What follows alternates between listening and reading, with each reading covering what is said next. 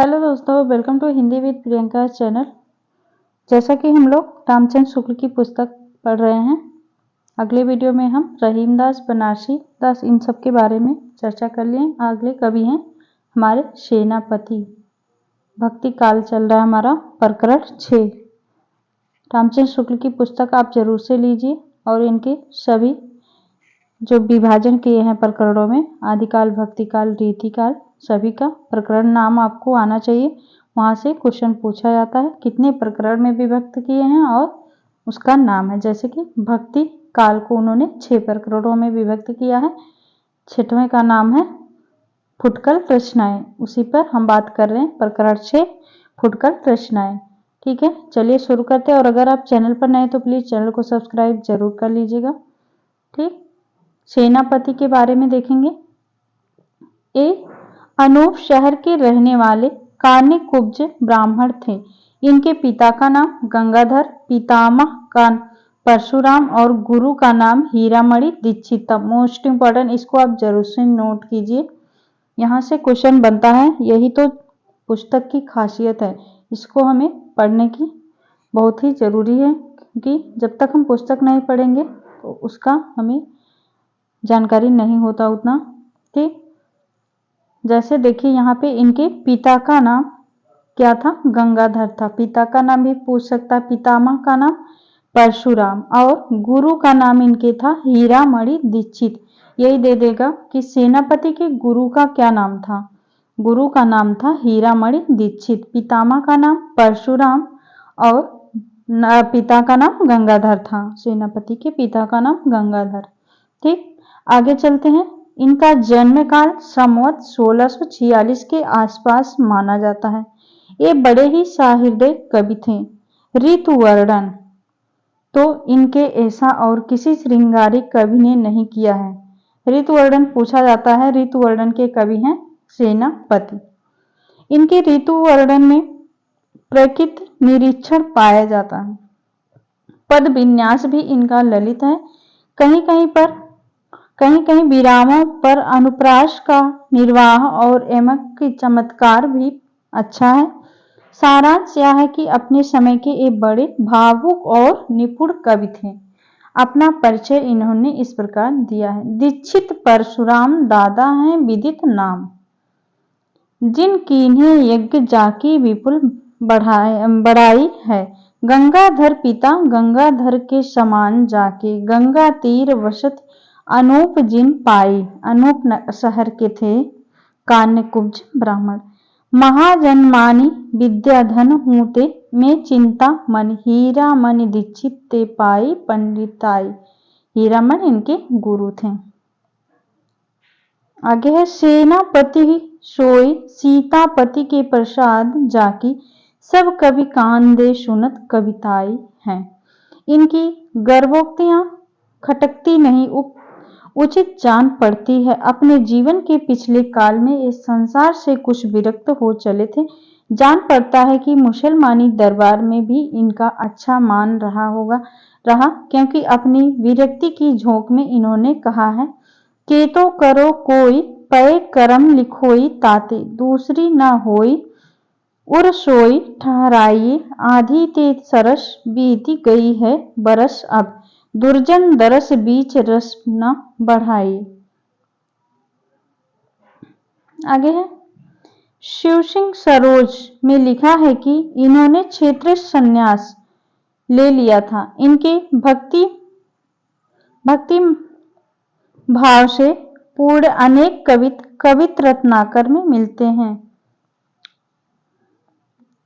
आगे है यद्यपि इस कवित्व में वृंदावन का नाम आया है, पर इनके उपास्य राम ही जान पड़ते हैं, क्योंकि स्थान स्थान पर इन्होंने सियापति राम आदि नामों का ही स्मरण किया है।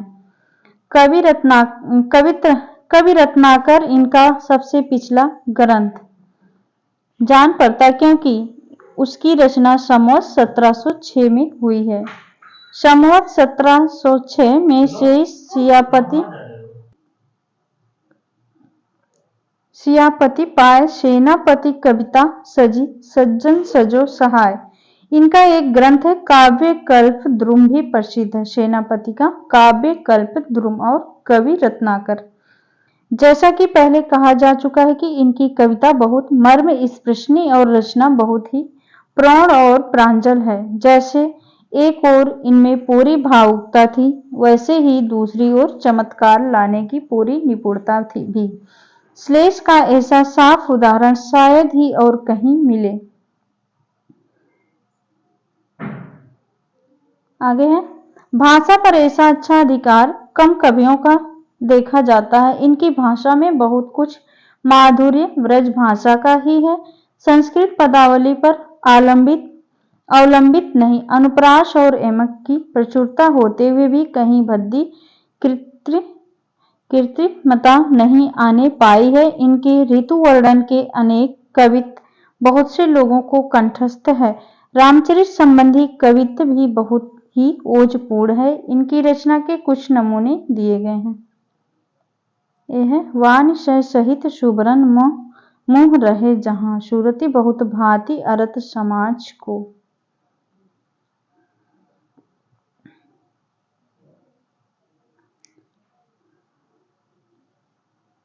सेनापति जी के भक्ति प्रेरित उद्गार भी बहुत अनूठे और चमत्कार पूर्ण हैं। आपने कर्म करी हो ही निभाओगे, तो हो ही करतार, करतार तुम काहे के वाला प्रसिद्ध कवित्व इन्हीं का है। कवित्व पूछा जा सकता है। आपने कर्म करी हो ही निभाओगे, तो हो ही करतार, करतार तुम काहे के। ठीक है। अगले कवि हैं हमारे पोहकर कवि। इनका भी पूछा जाता है काफी। सेनापति हो गए, अब अगले कवि हमारे पोहकर। ये प्रतापपुर जिला मैनपुरी के रहने वाले थे। पोहकर प्रतापपुर जिला मैनपुरी के रहने वाले थे, पर पीछे गुजरात में सोमनाथ जी के पास भूमि गांव में रहते थे। ये जाति के कायस्थ थे और जहांगीर के समय में वर्तमान थे। कहते हैं कि जहांगीर ने किसी बात पर इन्हें आगरे में कैद कर लिया। वहीं कारागार में इन्होंने रस रतन नामक ग्रंथ 1673 में लिखा था। मोस्ट इम्पोर्टेंट, रस रतन ग्रंथ कहाँ पर लिखा था? आगरे में कैद कर लिया था, कारागार में लिखे थे। रस रतन पोहकर का है, काफी प्रसिद्ध ग्रंथ है। संवत 1673 में लिखे थे, जिस पर प्रसन्न होकर बादशाह ने इन्हें कारागार से मुक्त कर दिया। इस ग्रंथ में रंभावती और शूरसेन की प्रेम कथा कई छंदों में, जिनमें मुख्य दोहा और चौपाई में प्रबंध काव्य की साहित्यिक पद्धति पर लिखी गई है। क्या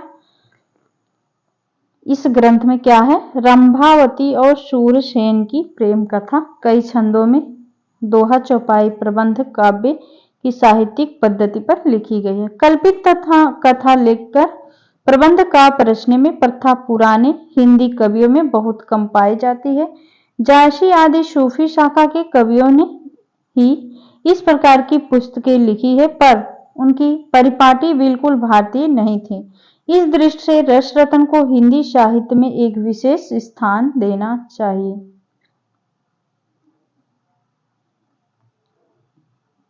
आगे है, इसमें संयोग और वियोग की विविध दशाओं का साहित्य की रीति पर वर्णन है।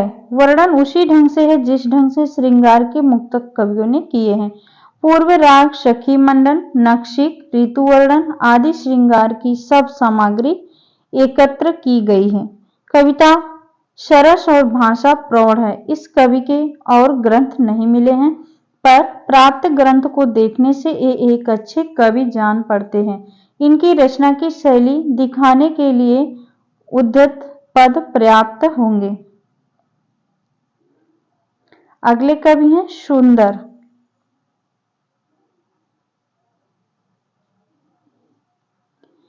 सुंदर एक ग्वालियर के ब्राह्मण थे और शाहजहां के दरबार में कविता सुनाया करते थे। कहाँ के थे? ग्वालियर के ब्राह्मण शाहजहां के दरबार में कविता सुनाया करते थे। इन्हें बादशाह ने पहले कविराय की और फिर महाकविराय की पदवी प्रदान की थी। किसको?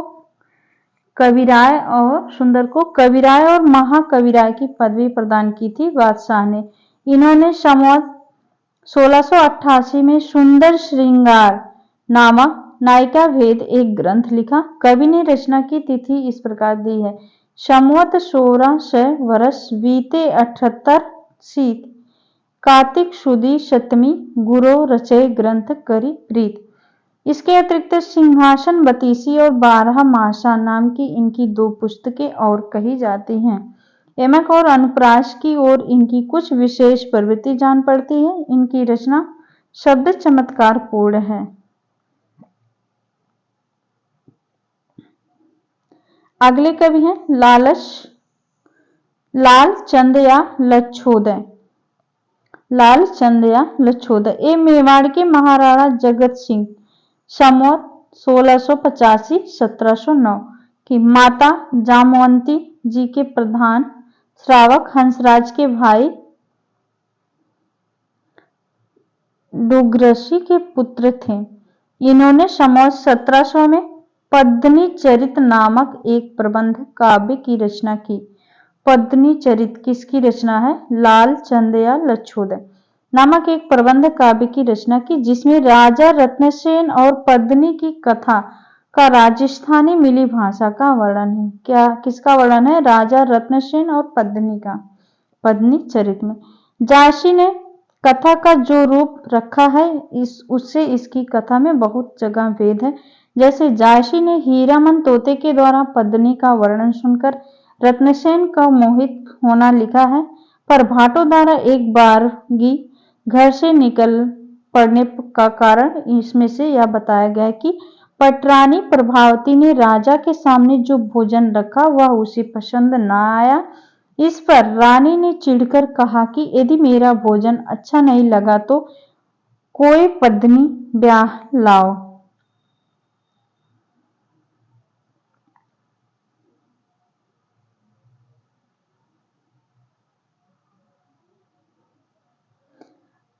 इस पर रत्नसेन यह कहकर उठ खड़ा हुआ, राणो तो हूँ रत्नसी परड़ू पद्मिनी नारी। राजा समुद्र तट पर जा पहुंचा, जहां से अवघड़ नाथ सिंह ने अपने योग बल से उसे सिंघल द्वीप पहुंचा दिया। वहां राजा की बहन पद्मिनी के स्वयंवर की मुनादी हो रही थी। राजा अपना पराक्रम दिखाकर पद्मिनी को प्राप्त करता है। इसी प्रकार जायसी के वृत्त से और भी कई बातों में भेद है। इस चरित्र की रचना गीति काव्य के रूप में समझनी चाहिए।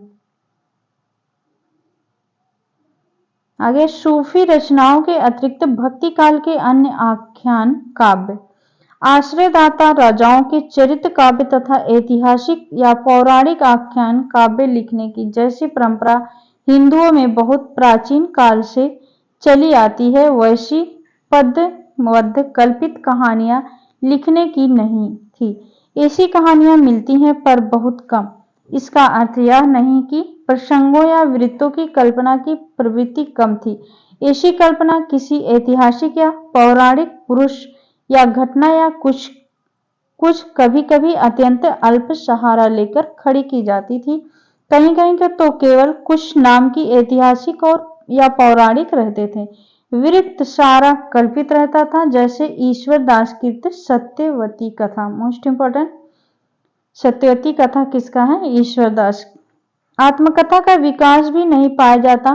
केवल जैन कवि बनारसी दास का अर्ध कथानक मिलता है। मोस्ट इंपॉर्टेंट, बनारसी दास का आत्मकथा है अर्ध कथानक। दोनों ही मोस्ट इंपॉर्टेंट है, इसको आप जरूर से देखिएगा, ये पूछी गई है परीक्षा में।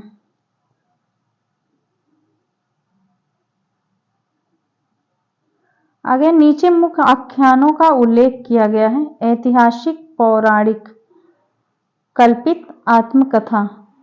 आत्मकथा है अर्ध कथानक, आगे हमने देखा था किसका है? बनारसी दास का है। कल्पित है ढोला मारू रात दूहा, प्राचीन। ऐतिहासिक पौराणिक रामचरितमानस तुलसीदास, हरिचरित लालचदास, रुक्मणी मंगल नरहरि, रुक्मणी मंगल नंददास।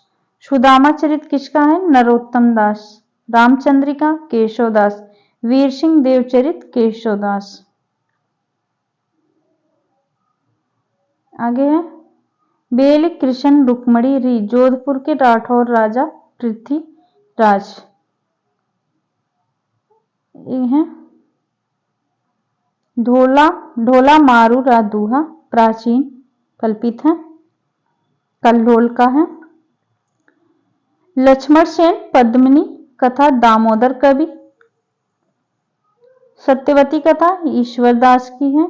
माधवानल काम कंदला आलम, रसरतन पोहकर कवि। पद्मिनी चरित लालचंद, कनक मंजरी काशी राम।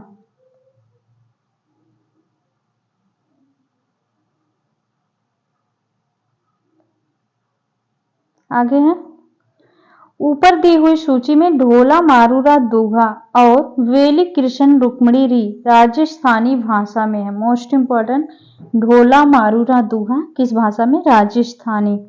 ढोला मारूरा की प्रेम कथा राजपुताने में बहुत प्रचलित है। दोहे बहुत पुराने हैं, यह बात उनकी भाषा में पाई जाती है। बहुत दिनों तक मुखाग्रही रहने के कारण बहुत से दोहे लुप्त हो गए थे, जिससे कथा की श्रृंखला बीच बीच में खंडित हो गई थी। इसी से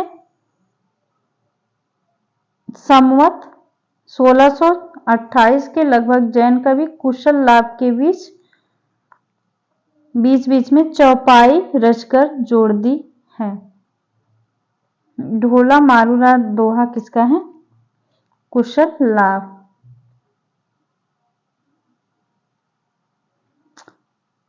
दोहों की प्राचीनता का अनुमान इस बात से हो जाता है कि कबीर की साखियों में ढोला मारू के बहुत से दोहे ज्यों के त्यों मिलते हैं। वेली कृष्ण रुक्मणी रे जोधपुर के राठौर राजवंशी स्वदेशाभिमानी कवि पृथ्वीराज की रचना है, जिनका महाराणा प्रताप से क्षोभ से भरा पत्र लिखना इतिहास प्रसिद्ध है। रचना प्रौढ़ भी है, मार्मिक भी है।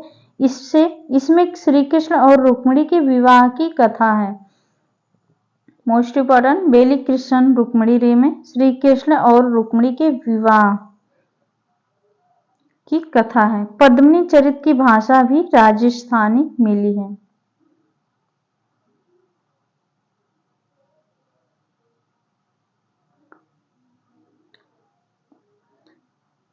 इसको आप याद रखिएगा, ढोला मारूरा दूहा कुशल लाभ का है। आज हमारा ये प्रकरण 6 भक्ति काल का समाप्त हुआ।